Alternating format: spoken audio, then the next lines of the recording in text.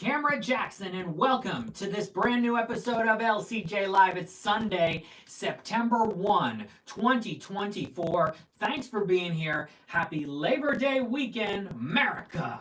And we're going to talk about the box office and more as we kick off year 3 of LCJ Live on YouTube Live. Way back when we were doing this on Twitter X, whatever the heck it's called, then Periscope. We've been here on YouTube Live. Thank you to everyone for watching. If you've got questions or comments, send them in. Be sure to subscribe to the channel and know that we do this every Sunday. Now, yes, I took a week off last week. I got a little older last week, and I took a week off, and now we're back for LCJ Live. I'm going to pull it up right here, and we're going to talk about this Labor Day weekend box office. Now, there are going to be some people who say that this weekend was weak. And I'm going to disagree with that for a number of reasons. A ton of people at the movies for this Labor Day weekend. The money just spread out across many different titles. Your number one movie for the Labor Day weekend, Deadpool and Wolverine, once again, with another $15.2 million. It is at $599.5. That's right, just shy of $600 million domestically. That's very impressive for Deadpool and Wolverine, and just a small drop from last weekend when it did about $16 to $17 million. So another strong weekend, and it'll make more money, of course, tomorrow. Number 2 is Alien Romulus, which added $9.3 million. It's at $88.8. I was wondering whether this was going to hit $100 million domestically, and now I think that's going to happen. It'll make a couple million tomorrow, get it over 90, maybe close to 91, and then Disney will try to find a way for it to get to that $100 million mark. Of course, we've got a big movie next weekend in Beetlejuice. Beetlejuice, which we will talk about in a little bit, will that open over $100 million? I think it might happen. I think it might not. We'll get into that in a little bit, but obviously some competition. But I think Disney will find a way to get Alien to that $100 million mark domestically.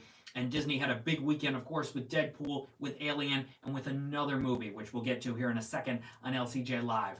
A tie for third on this Labor Day weekend for It Ends With Us and Reagan, both with $7.4 million. It Ends With Us.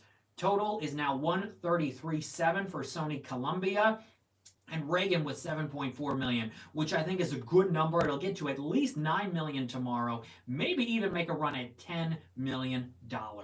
This is a movie I think a lot of people underestimated. I like it a lot. I like this Reagan film. The first hour, it's a little bit clunky, but certainly watchable.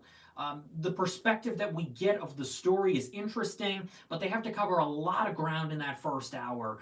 And then we get to Reagan running for president first in 1976. And from that point on, I think the movie's fantastic. It's very compelling.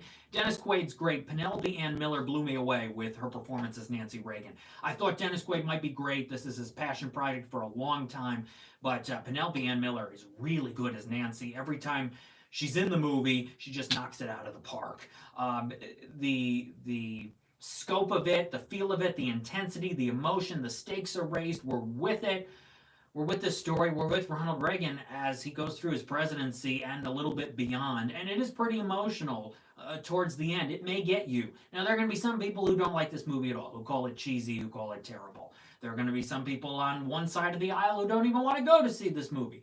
But if you're a Dennis Quaid fan like me, you're into historical biopics, you give this a chance, I think you're going to like it. Now, again, not everybody's going to love it, but I think it's a strong movie. In fact, I think if you show the presidential second half of the Reagan movie to kids in school and say, this was the life of Ronald Reagan, I think they'd get a lot out of it. There's not a lot of, yes, there's of course subplot involving Jon Voight's character, but the script is very focused. It's pretty laser focused. And I think in a lot of historical biopics in the last many years, there are all these subplots, there are these goofy things, there are these little things that distract you from what we're supposed to be focused on. And I think this Reagan film keeps its focus, especially in that second half, and that's what makes it good. It is 2 hours and 21 minutes. They cover the entire life of Ronald Reagan, and you'll learn a lot. I think it's good. Pete Crooks, Strange Darling is a knockout. The most surprising movie in a long time. Go in blind and be surprised. Absolutely dynamite. I still got to see Strange Darling. I'll catch up with some of these movies towards the end of the year, as I usually do. I'm into some TV watching. I watched the first 3 episodes of the new season of Frasier last night. I can't share any opinion for a while. I do know that there's a couple more episodes that they've sent in advance, but I cannot share any opinion. But I've seen the first 3 episodes of the new season of Frasier, catching up on some TV, catching up on some other movies. And went to see Afraid yesterday. We'll get to Afraid in a bit, but Strange Darling making a little bit of money in the theaters. So there's Reagan for you. 7.4 million, 9 million for the 4-day is a good number. I think if it was under 5, everyone would be calling this a flop. And if it got to 10, people would be saying, wow, what a surprise hit for the end of the summer. So we're close enough to that where I think some people are surprised at how well it's doing this weekend, and we'll see how it does over the next several weeks. Number 5 is Twisters.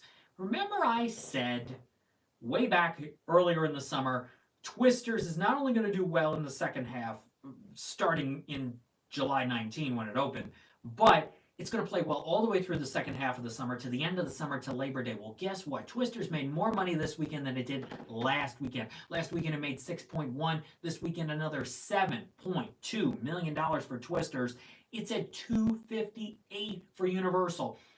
It's going to pass 2000's How the Grinch Stole Christmas to become one of the biggest non-Jurassic World, non-Illumination, non-Fast and Furious movies ever.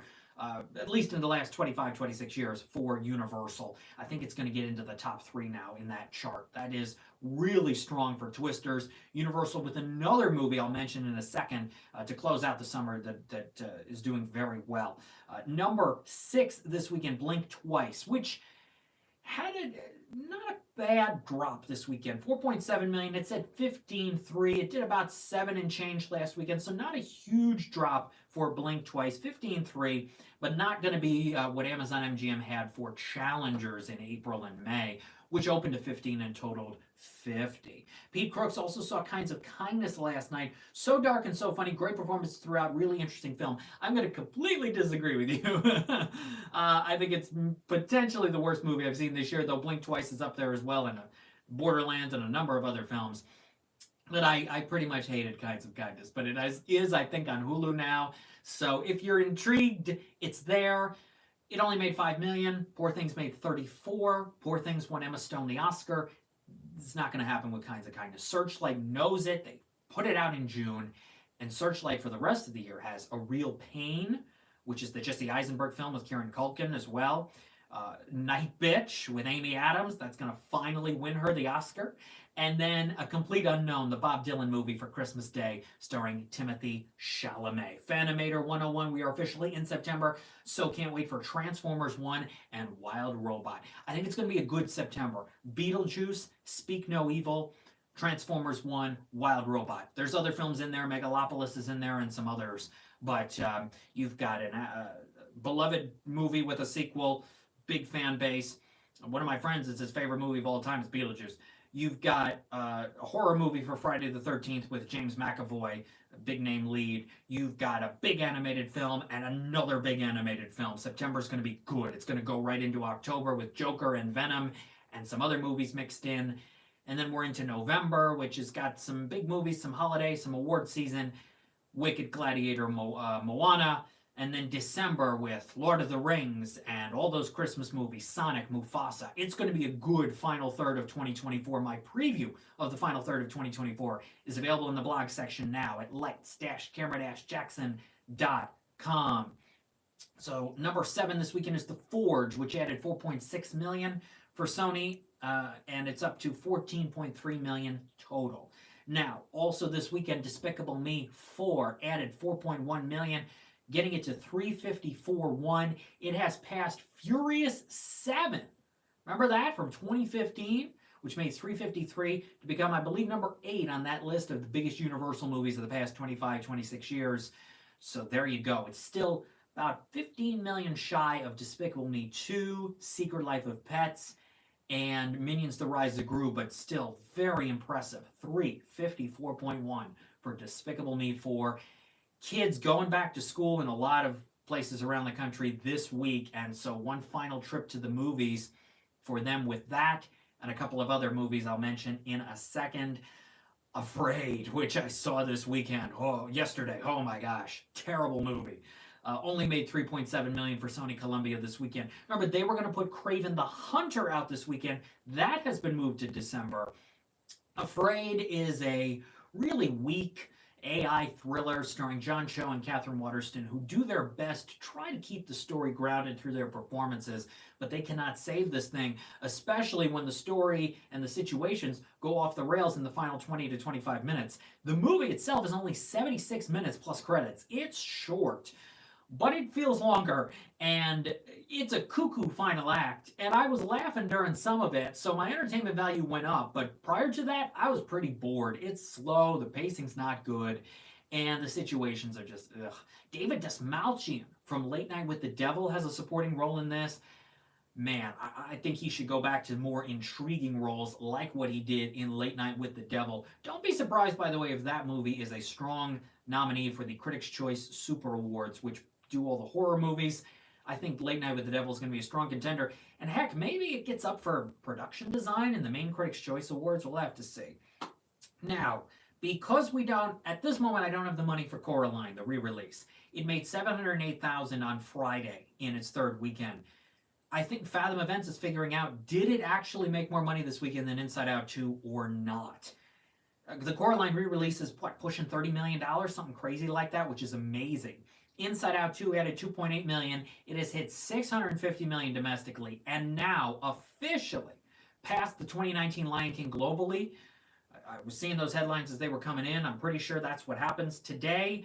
And so now, definitively, even if you consider the Lion King 2019 animated or not, if you consider it animated, now Inside Out 2 is officially the biggest animated movie of all time. I don't consider that Lion King animated. It's photorealism, visuals, but if you consider it animated, Inside Out 2 now officially the biggest animated movie of all time, and I am honored that I got to go to Pixar in March and talk with the director and the producer and many of the makers of now the biggest animated movie of all time.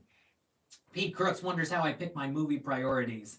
That's a great question. Afraid over Alien or Reagan over Longlegs? So much good stuff. Well, I appreciate it, Pete. It's all about time, and it's all about convenience, and it's about scheduling, and it's about how I'm able to work with the studios on tickets and things like that, and other showtime availability. What I need to see animation-wise is a huge priority because I report for animationscoop.com, so that's always a huge priority.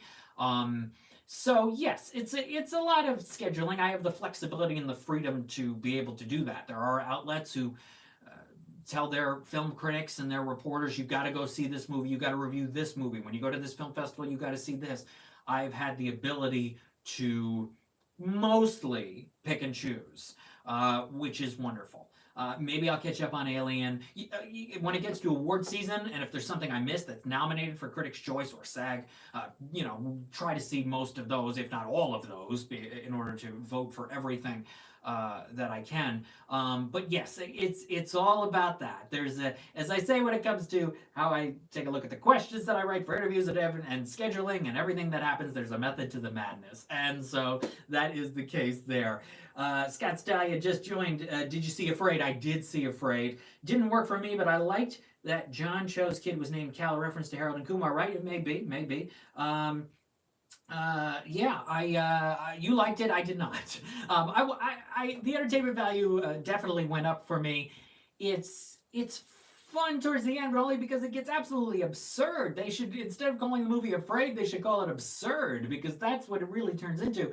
And it's funny, I was one of only 4 people in the theater yesterday, and one guy, when something happened with about 3 minutes to go, but you think the movie's over, but then it's not because it ends kind of weird. But something specific happens in that final 3 minutes, and at that exact moment, one of the other 3 people in the theater got up and just bolted out of there. He was like, I'm done with this, and got out of there. So, yeah, I guess the cinema score was only a C+. That's not great. So, oh, you didn't like it. Sorry. You liked that John Cho's kid. My bad. But you didn't like it. Yeah. It's end of summer. It's end of August. It's typical end of August. the studios like to bury something. When Sony had this weekend open because they moved Kraven the Hunter, they slid this in, tried to make a little bit of cash, but it did not work, and it's now at the bottom of that top 10 list for this weekend, pretty much.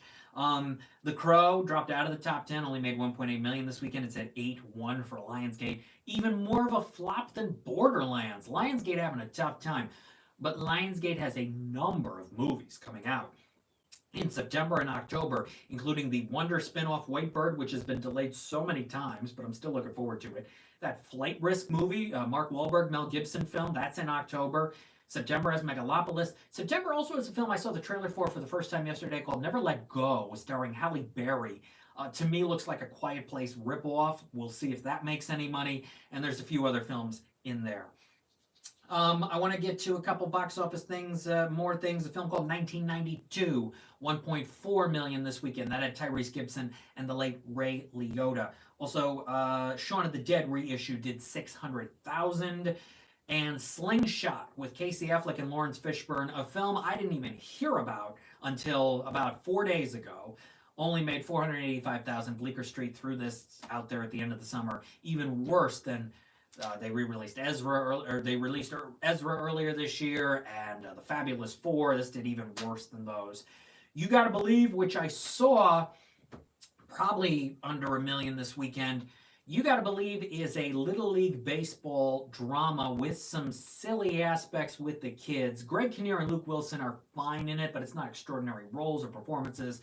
Tonally disjointed. You know, it's a Little League goofy kids sports comedy with a sort of heavy for families diagnosis of cancer drama. So the blend really doesn't work. If you like Greg Kinnear, he's even better in a film called Sight that Angel Studios put out in May. I think that's a better film. Luke Wilson better in this, at least, than he was in Horizon Chapter 1. But I wanted to like You Gotta Believe a lot more. But tonally and the focus of it, just not there. City of Dreams, probably under 1 million this weekend. And I think that's it. Okay, we got a couple more minutes here in LCJ Live. Beetlejuice. Could it do $100 million this weekend? I think Warner Brothers hopes so. They had a very strong early part of the year with Dune Part 2, the carryover of Wonka, and Godzilla X Kong. And then the rest of this year for Warner has been shaky, from Trap to Horizon to The Watchers to Furiosa. And so they need a hit. And they're going to get it out of Joker. I think that animated Lord of the Rings is going to do pretty well. And Beetlejuice. So a strong 1, 2, 3 for the rest of the year for Warner Brothers. Also, is that Clint Eastwood movie sneaking in? Juror number 2. That will be interesting. But I'm gonna say Beetlejuice makes a run at that 100 million. Maybe has a huge drop for week 2, but maybe we're overhyping this thing. Maybe it'll only do 50 or 60, but it seems like it's going to do close to triple digits. We'll be back next Sunday to talk about all of that. A film I have seen called His Three Daughters comes to theaters Friday. It's on Netflix September 20. Carrie Coon, Natasha Lyonne, Elizabeth Olsen. And I cannot share opinion until Thursday, but you'll get my thoughts on His Three Daughters on Thursday. It's a new film from Azazel Jacobs, who did that Michelle Pfeiffer film, French Exit. The Front Room is a new A24 horror movie with Brandy that comes out Friday. It'll make a little money. I'm not sure it has the buzz behind it like some of these other horror films of recent weeks, but it will probably do a little bit for A24. Maybe it'll do more, but going up against Beetlejuice, that's tough. Check out my appearance on Take a Look with Mark S. Allen. It's on my website, and it's on the Take a Look ABC 10 Sacramento YouTube channel. We talk about Tales of the Teenage Mutant Ninja Turtles. Also, check out my LCJ Q&A podcast episodes with the makers of Kindergarten the Musical, which starts this week on Disney Junior, and Universal Basic Guys, new Fox animated series kicking off next Sunday, September 8th. For those interviews, go to animationscoop.com and lcj.podbean.com. Quickly from Scott, ScreenX Theater opened 45 minutes from me recently. Have you been to one before? Is it worth so? It's the one with the screens on the sides of the theater walls. That is correct. There is one near me. The only movie I saw in a ScreenX is Ghostbusters Afterlife, the one from 2021. It was a unique experience. I haven't seen a movie in there since. I may want to try it again. But there is one near me. I did have an interesting time with it. Yeah, it's quite an experience to see all the images and car movements, fast movements on all sides like that. That is, it's one of a kind for sure. Along with that 40X, I have not done 40X. Now, I've done D-Box, where they move the seat, but I have not done 40X, where they add the sound and the Twisters craziness. I've heard the stories about how crazy the showings of Twisters were, and I saw Twisters in the IMAX, and the sound in the IMAX was strong enough that I felt like I was there, not the craziness of needing the 4DX. So thanks for being here for today's episode of LCJ Live. Hope you enjoyed it. Hope you come back here next Sunday at 12 p.m. Eastern when we talk about the Beetlejuice box office, plus Universal Basic Guys starting on Fox, and Speak No Evil kicking off Friday the 13th. Another Blumhouse movie, right? So they'll bounce back from Afraid with Speak No Evil, and some more movies that are coming out next week. The Christopher Reeve movie, by the way, is also in September. So it's going to be a strong September at the box office for sure. And it's going to be a strong October, November, and December as well. Theaters are in a good spot and a good summer overall. It was a bit of a rocky start. You know, Planet of the Apes was really the only big movie for May. Garfield and If did all right, but the big movie in May was Planet of the Apes. And then from Bad Boys and Inside Out 2 on, a good summer for theaters for sure. And it's going to be a good final third of the year as well. Don't forget to like this video, subscribe, youtube.com/lightscamerajackson, lights-camera-jackson.com, Twitter X at LCJ Reviews, and Instagram at lightscamjackson. Happy Labor Day. Happy start of the football season. Fly, Eagles, fly this week, this Friday on Peacock. And I'll see you next Sunday for Beetlejuice box office. My review of that will be later this week, along with His Three Daughters and more. Thanks for being here. Thanks for watching LCJ Live. Happy Labor Day, and I'll see you next time. Bye-bye.